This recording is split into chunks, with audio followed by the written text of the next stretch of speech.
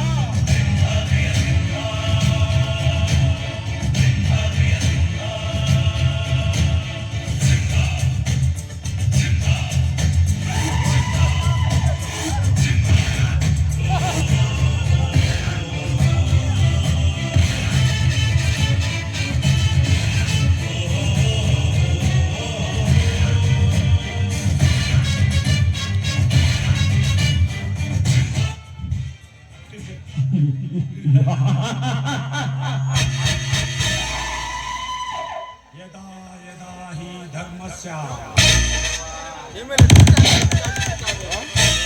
ಗ್ಲಾನಿರ್ಭವತಿ ಭಾರತ ಅಭುತ್ಯಾನಂ ಅಧರ್ಮಸ್ಯ ತದಾತ್ಮನಂ ಸೃಜಾಮ್ಯಹಂ ಸಂಭಾವ್ಯಾಮಿ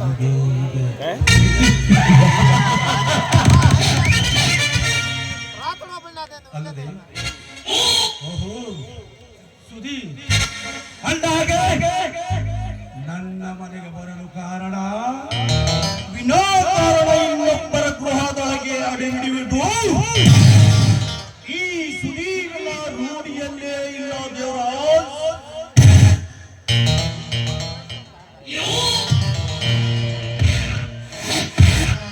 ನಿಮ್ಮಲ್ಲಿ ಬಲವಾದ ಕಾರಣವಿದ್ದ ಮೂಲಕ ನಿಮ್ಮ ಗೃಹದೊಳಗೆ ಬರಬೇಕಾಯಿತು, ಅರ್ಥವಾಯಿತೆ?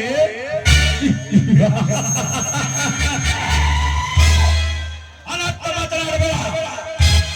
ಮೊದಲು ಬೈದಾಯ ಸಮಾಚಾರ ಬಿಚ್ಚಿ ಹೇಳು. ಮಾಡಬಲ್ಲ ಮಾಡಿ ಗುಮ್ಮನೆ ಗುಸದನ್ನ ಹಾಗೆ ಕುಳಿತಿರುವುದು ನನಗೆ ಚೆನ್ನಾಗಿ ಗೊತ್ತು ಸಾಹುಕಾರ. ಇಷ್ಟೇ, ರೋಜ ಹೆಣ್ಣು ಹುಡುಗಿಯನ್ನು ನೀವು ಪ್ರೀತಿಸಿ ಮದುವೆಯಾಗಿ ಸಂಸಾರ ಮಾಡುವೆನೆಂದು ಹೇಳ್ತಿ ಮಾತು ನಿಜ ತಾರೆ? ಅಂತೆ ಕೇಳಲು ಬಂದಿರುವೆ. ನಿಜ, ಆದರೆ ಹೇಳಿದ್ದು ನಿಜ. ಹಾಗಾದರೆ ಅವರನ್ನೇಕೆ ಮದುವೆಯಾಗಲಿಲ್ಲ? ನನ್ನೊಡನೆ ಕೂಡಿ ಸಹಕರಿಸಲಾರದಕ್ಕೆ, ಅವಳ ನಡತೆ ಸರಿ ಇರಲಾರದಕ್ಕೆ. ಸರಿ ಇರದಿದ್ದರೆ ನೀವೇಕೆ ಅವಳನ್ನು ಕೂಡಿಕೊಂಡಿರಿ? ನನ್ನೊಡನೆ ಕೂಡಿಕೊಂಡ ಮೇಲೆಯೇ ಅವಳು ನೀತಿ ತಪ್ಪಿ ದಾರಿ ಬಿಟ್ಟಿದ್ದು. ಅವಳ ಸಂಘ ತೊರೆದು ಅವಳನ್ನು ಮನೆಯಿಂದ ಹೊರಗೆ ಹಾಕಿದ್ದು. ಸರಿ ಇರದಿದ್ದರೆ ನೀವೇಕೆ ಅವಳನ್ನು ಕೂಡಿಕೊಂಡಿರಿ? ಅಲ್ಲದೆ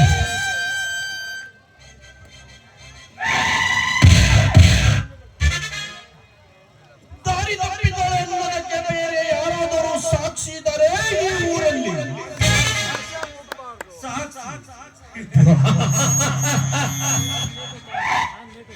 ನೋವೇ, ಯಾರು ಇಲ್ಲ, ನಾನೇ ಸಾಕ್ಷಿ.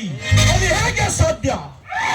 ನಿಮಗೆ ಬೇಡಾದ ಹೆಣ್ಣಿನ ಬಗ್ಗೆ ಏನಾದರೂ ಹೇಳಿ ಕೆಟ್ಟ ಕತೆ ಕಟ್ಟಿ ಆರೋಪ ಹೊರಿಸಿ ಅವಳನ್ನು ಅಪರಾಧಿಯನ್ನಾಗಿ ಮಾಡಿ ನಿಮ್ಮ ತಪ್ಪೆಂಬ ಹಾಲಿಗೆ ಸುಳ್ಳೆಂಬ ಮಜ್ಜಿಗೆ ಹುಳಿ ಹಿಂಡಿ ಗಪ್ಪನೆ ಮುಚ್ಚಿಕೊಳ್ಳುವುದು ಸಹಜ. ನೋಡಿ ನನಗರೇ,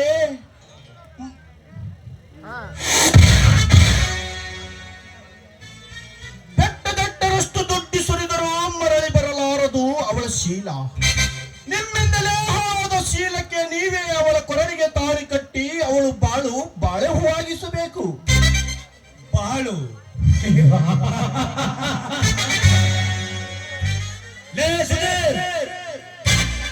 ಅಂತೂ ಮಂಕು ಬುದ್ಧಿ ಬಿರುಕದ ಹೆಣ್ಣಿನ ಮಾತನ್ನು ಕೇಳಿ ಕಂಕಣ ಬದ್ಧನಾಗಿ ಸಿದ್ಧನಾಗಿರುವೆ ಹೋರಾಡಲಿಕ್ಕೆ. ನೋಡು ಸುಧೀರ್,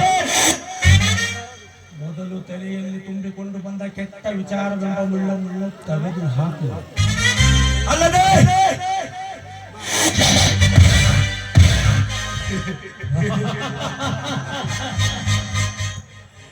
ಕಂಡವರಿಗೆ ಹಾಸಿದ ಸೂಳಿಯ ಕೊರಳಿಗೆ ತಾಳಿ ಕಟ್ಟಲು ನಾನೇನು ಬೆರಳು ಚಿಪ್ಪುವ ಬಾಲಕನಲ್ಲ. ನೋಡಿದರೆ ಕೈ ಮುಗಿದು ಕೇಳಿಕೊಳ್ಳುತ್ತೇನೆ, ಒಂದು ಹೆಣ್ಣು ಜೀವನುದ್ದಕ್ಕೂ ಕಣ್ಣೀರು ಹಾಕಿದರೆ ನಿಮಗೆ ಯೋಗ್ಯವಾಗಕ್ಕಿಲ್ಲ. ಸುಮ್ಮನೆ ಅವಳ ಕೊರಳಿಗೆ ಮಾಂಗಲ್ಯ ಧಾರಣ ಮಾಡಿಬಿಡಿರಿ. ಏನಲೇ ಬಡವ, ಆ ತುಕ್ಕಡೆಗೆ ತಾಳಿ ಕಟ್ಟುವುದು ನನಗೆ ಬಿಟ್ಟು ಕೊಟ್ಟಿದ್ದು. ಅದನ್ನು ಕೇಳಲು ನೀನೇನು ಅವಳ ಅಣ್ಣನಿರಲಿ?